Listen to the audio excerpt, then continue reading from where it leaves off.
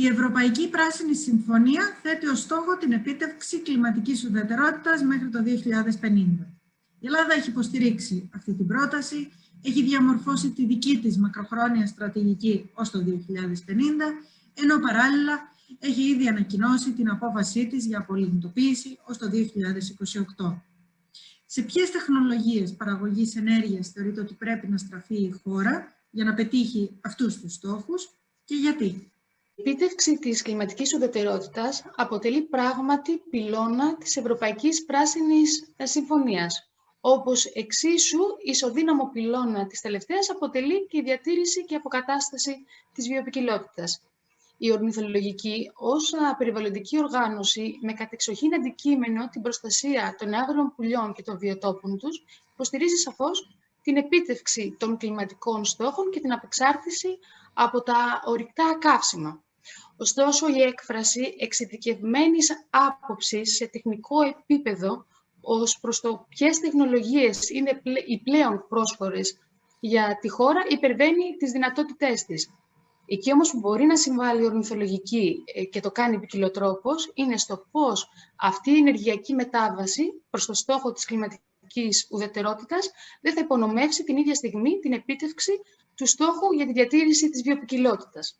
Σε αυτό λοιπόν το πλαίσιο είναι αρχικά εύκολο να δούμε πως η παντελής απουσία αναφοράς της εθνικής μακροχρόνιας στρατηγικής για το 2050 στην ανάγκη της διατήρησης των φυσικών οικοσυστημάτων ως δεξαμενές αποθήκευσης διοξειδίου του άνθρακα είναι εξαιρετικά προβληματική.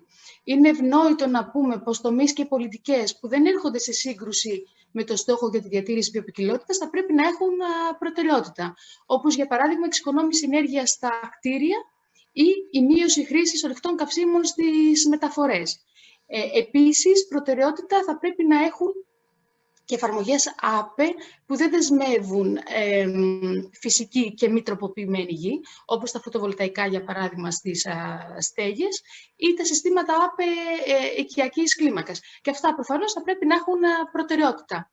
Στο σημείο αυτό επιβάλλεται να επισημάνουμε το εξής, ότι είναι αδικαιολόγητη η αιμονή της Ελλάδας στην προώθηση μεγάλων αιωλικών σταθμών παραγωγής ηλεκτρικής ενέργειας. Ακατανόητη για μας αφενός, επειδή στην Ελλάδα έχουμε περισσότερο ηλιακό παρά αιωλικό δυναμικό και κυρίως επειδή αυτές οι βιομηχανικές εγκαταστάσεις έχουν πολύ σοβαρές επιπτώσεις στο φυσικό περιβάλλον, τη βιοποικιλότητα και βέβαια το τοπίο. Η Ελλάδα πρέπει να αξιοποιήσει όλες τις διαθέσιμες τεχνολογίες ανανεώσιμων πηγών ενέργειας, εξοικονόμησης ενέργειας, διασυνθέσεων, αποθήκευσης και διαχείρισης ζήτησης.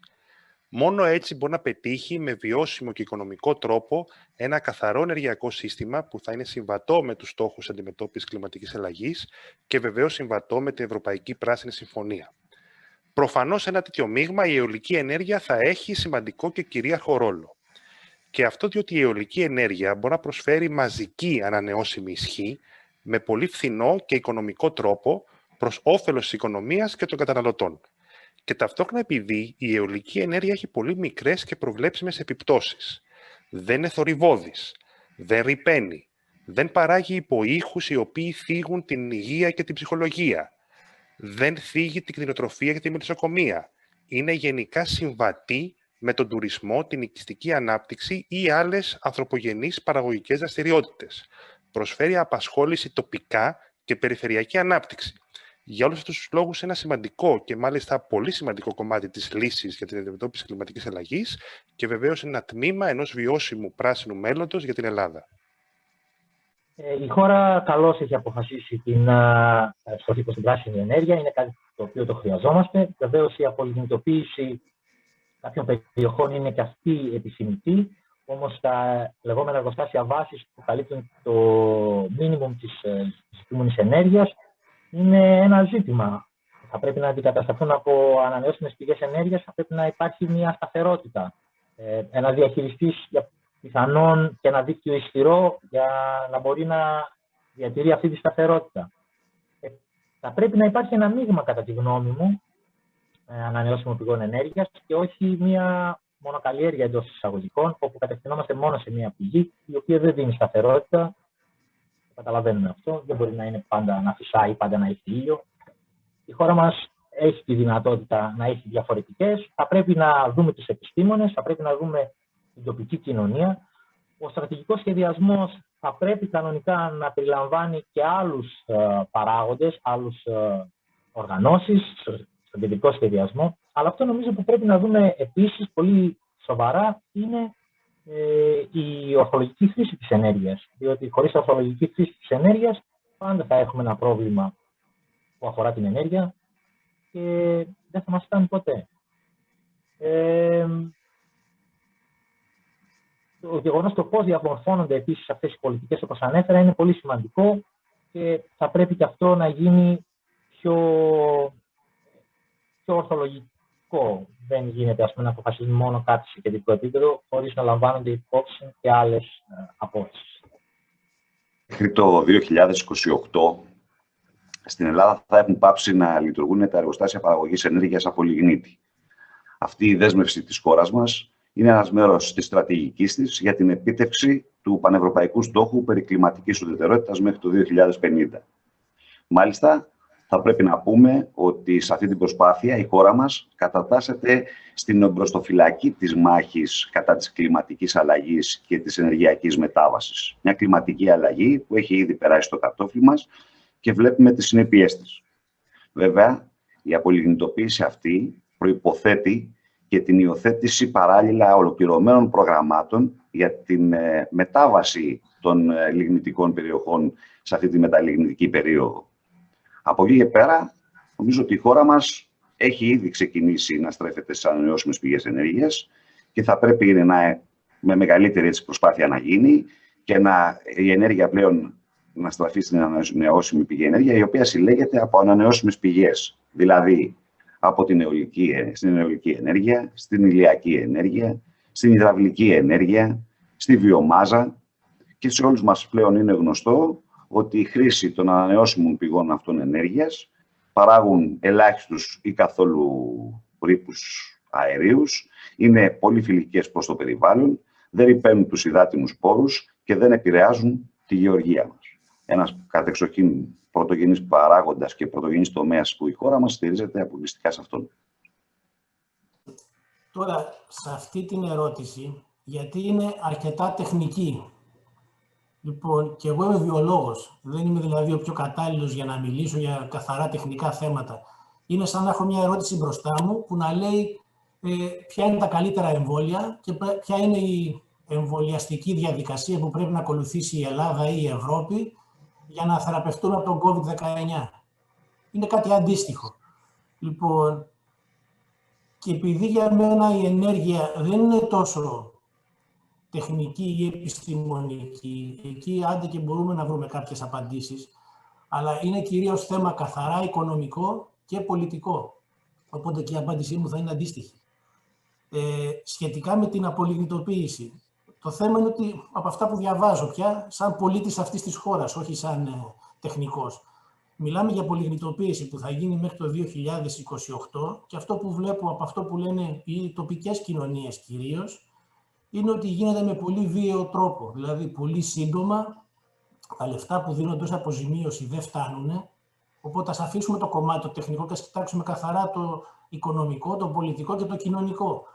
Και το άλλο μεγάλο πρόβλημα είναι ότι ακόμα και αυτές οι ΑΠΕ που θα αντικαταστήσουν το λιγνίτη σε αυτές τις περιοχές δεν είναι στα λιγνητικά πεδία, αλλά είναι πάλι σε καλλιεργήσιμη γη. Δηλαδή πάλι άλλου είδους προβλήματα.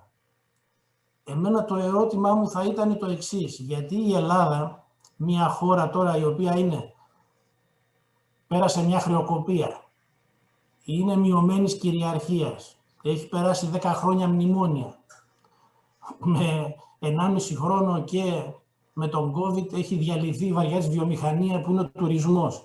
Γιατί πρέπει μια χώρα που είναι τόσο εξαρτημένη και αδύναμη να πειραματιστεί αυτή πρώτη στην απολιγνητοποίηση σε τόσο σύντομο χρονικό διάστημα. Δηλαδή, εμένα μου φαίνεται πιο πολύ σαν ένα κοινωνικό και οικονομικό πείραμα. Δεν είναι δηλαδή και τόσο σίγουρος. Ότι σαφώς πρέπει να φύγουμε από τα ορυκτά καύσιμα, αυτό είναι μια αλήθεια. Αλλά ακόμα και αυτοί που το πιστεύουν και το θεωρούν ότι είναι πρωταρχικός ρόλος, δεν είμαι τόσο σίγουρος αν ξέρουν ακριβώς ποιος είναι ο στόχος.